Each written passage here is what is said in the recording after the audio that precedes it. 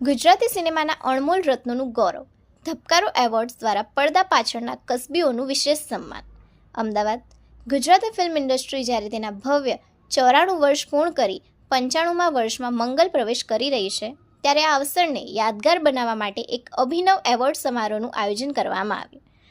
Nadiadwala ગ્રાન્ડસન entertainment, the moving મંચ અને હરફનમૌલા ફિલ્મ્સના સંયુક્ત ઉપક્રમે યોજાયેલા ધબકારા એવોર્ડ્સ એ સિનેમાના એવા અનસંગ હીરોઝને સમર્પિત હતા, જેમના પરસેવા અને મહેનતથી ફિલ્મ પડદા પર જીવત બને છે. સામાન્ય રીતે એવોર્ડ શોમાં ગ્લેમર અને મુખ્ય કલાકારોની બોલબાલા હોય છે, પરંતુ ધબકારો એવોર્ડ્સ આ મુખ્ય હેતુ એવા કસબીઓનું બિરાદવાનો હતો જેમને અત્યાર સુધી કોઈ મંચ પર યોગ્ય ઓળખ કે સન્માન મળ્યું નથી.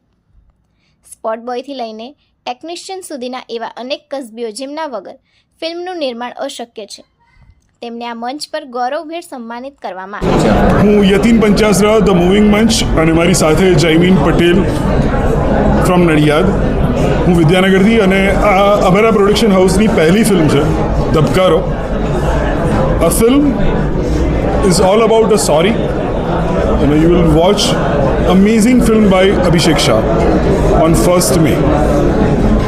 Why should Gujarati audience watch this movie? એના વિશે તમે કહો કે ગુજરાતીઓએ ફિલ્મ એટલા માટે જોવી જોઈએ કારણ કે સૌથી પહેલાં તો અભિષેકભાઈની ડિરેક્ટ કરેલી આ ત્રીજી ફિલ્મ છે. દેવેનભાઈને એક અલગ રીતે જ જોવા મળશે આપણને, અને આર્જવને પણ એક જુદા. દર વખતે ફિલ્મ બનાવીને એક અપેક્ષા તો હોય જ છે કે ફિલ્મ લોકો સુધી પહોંચે. એકવાર ફિલ્મ પહોંચે ને પછી ફિલ્મ જાતે જ બોલતી હોય છે. એટલે અપેક્ષા ખાલી એટલી છે કે લોકો ફિલ્મ જોવા આવે. એવો કોઈ અહીંયાથી દાવો નથી કે જો તમે આ ફિલ્મ ના જો તમે ગુજરાતી નથી, અથવા તો તમે અમારી ફિલ્મ જો અમારી ફિલ્મ બહુ ગ્રેટ છે. પણ હા, એટલું ચોક્કસ કહીશ કે આ ફિલ્મ તમને મજા કરાવશે, વિચારતા કરી મૂકશે ને તમને એન્ટરટેન કરશે. એટલા માટે હું કહું છું કે એન્ઝાયટી કે એવું બધું તો ઠીક છે, પણ એટલું ચોક્કસ છે કે ફિલ્મ જો લોકો જોશે તો લોકોને 100% ગમશે. એટલે એવી ઇંતજારી છે કે ક્યારે જલ્દી લોકો સુધી ફિલ્મ લઈને પહોંચે.